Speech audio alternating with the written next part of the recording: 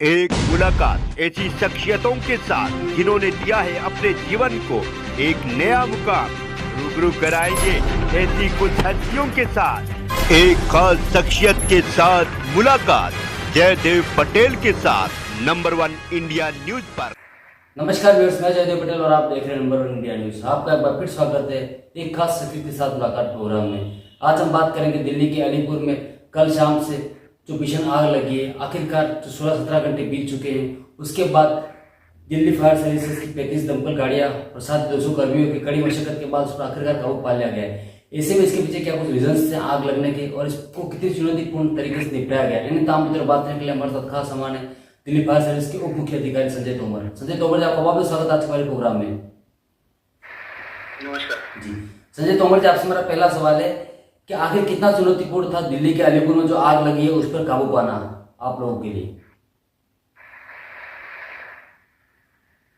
Hello जी sir. जी, ये अलीपुर में जो फायर हुई है कल, इसकी कॉल हमें शाम को करीब 4 बजे मिली थी और उसमें हमने इनिशियल 4 गाड़ियों का टर्न आउट कराया था और बाद में फिर इसकी गंभीरता को देखते हुए इसको सीरियस कैटेगरी की घोषित कर दिया था, जिसमें 40 से ज्यादा गाड़ियां इस्तेमाल में की गई थी और 100 से ज्यादा हमारा स्टाफ था। ऐसी जगहों पर जब आग लगती है तो उसमें जो इसका डिजाइन होता है वेयर हाउस का, लार्ज अनकंपार्टमेंट स्पेस होता है जिसके अंदर कंबस्टिबल मटेरियल और जो भी प्रोडक्ट्स वहां पर स्टोर किए जाते हैं वो ज्वलनशील अगर नेचर में है तो उसमें आग फैलने का खतरा बहुत ज्यादा हो जाता है और आग सारे में फैल जाती है। और क्योंकि क्वांटिटी इतनी ज्यादा होती है तो उसको बुझाने के लिए उतना ही मैन पावर और वाटर रिसोर्स चाहिए होते हैं। उसमें दिक्कत यही आती है कि उसमें लार्ज अनकंपार्टमेंटेड स्पेस होता है और उसकी जो सीलिंग हाइट होती है वो बहुत ज्यादा होती है। अगर दूसरी बिल्डिंग में जिसमें हम अमूमन 3 मीटर के ऊपर सीलिंग देखते हैं तो इसमें जो हाइट होती है वो 11 मीटर, 12 मीटर, 15 मीटर तक जाती है। कई जगह वेयर हाउसेस की हाइट इससे भी ज्यादा चली जाती है, 15 मीटर से ऊपर। तो वहां पर स्टैकिंग जो होती है वो जो स्टोरेज का सामान है वो ऊपर तक स्टैक होता है, तो लार्ज क्वांटिटी की वजह से उसमें पानी की रिक्वायरमेंट बहुत ज्यादा हो जाती है और कॉन्टिन्यूटी होती है। कंपार्टमेंटेशन जैसे मैंने बताया कि नहीं होता कुछ एरिया के बाद, जैसे दूसरी बिल्डिंग का डिजाइन होता है तो उसमें हम फायर कंपार्टमेंट बनाते हैं ताकि एक कंपार्टमेंट से फायर दूसरे कंपार्टमेंट में ना जाए, तो वो व्यवस्था यहाँ नहीं हो पाती। इसलिए इसमें दिक्कत यही आती है कि इसमें पानी, मैन पावर, रिसोर्सेज और बहुत ज्यादा हमारे को एफर्ट्स करने पड़ते हैं। और दूसरा, कल की जो बिल्डिंग फायर थी उसमें एक चैलेंज ये आया था कि इसकी जो रियर साइड की वॉल थी वो कोलैप्स हो गई। कोलैप्स होने से वो जो है फायर जो दूसरी शेड में स्प्रेड कर दी। लेकिन अभी हमने कोशिश करी थी कल रात को कि एक और जो वहाँ नियर बाय स्टोरेज था उसको हमने पूरी तरह से आग को उसमें एंटर नहीं होने दिया। फायर को हमने कन्फाइन किया ओपन स्पेस के अंदर। जो बाहर भी कुछ सामान रखा हुआ था वो एक चैलेंज था, क्योंकि जो बाहर भी सामान रख देते हैं उसमें अगर आग लग जाती है तो हमारी जो फायर टेंडर्स की मूवमेंट है उसमें दिक्कत आती है। पहले हमें उसे बुझाना पड़ता है, फिर हम बिल्डिंग के अंदर एक्सेस। जी संजय तोमर जी, अगर हम बात करते हैं दिल्ली के अलीपुर में जो घटना सामने आई कल शाम से, जो आप लोगों ने कड़ी मशक्कत करके इस पर काबू पाया है, आखिर ये आग लगने के पीछे की वजह क्या थी?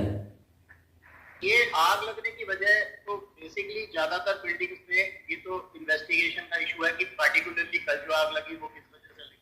लेकिन अमूमन हमने देखा है कि 65 से 70% जो आग भवनों में लगती है उसका कारण कोई ना कोई बिजली और बिजली से संबंधित उपकरण होते हैं जिनका रखरखाव हम नहीं करते। ओवरलोडिंग होती है, शॉर्ट सर्किट होता है।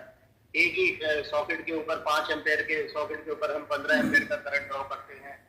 इलेक्ट्रिकल गैजेट्स की हम रखरखाव नहीं करते, तो वो एक मोटा से मोटा कारण होता है कि 70% जो आग लगती है भवनों में उसका कारण कहीं ना कहीं बिजली और बिजली से संबंधित उपकरण जैसे यूपीएस हो गया और आपका इलेक्ट्रिकल शॉर्ट सर्किट हो गया, ओवरलोडिंग की वजह से तारों का गलना हो गया, नेकेड वायर्स हो गई। इस तरह के जब हम काम करते हैं तो वो स्पार्क जो है जो आग लगने के लिए जरूरी है वो कहीं ना कहीं कारण होता है भवनों में आग।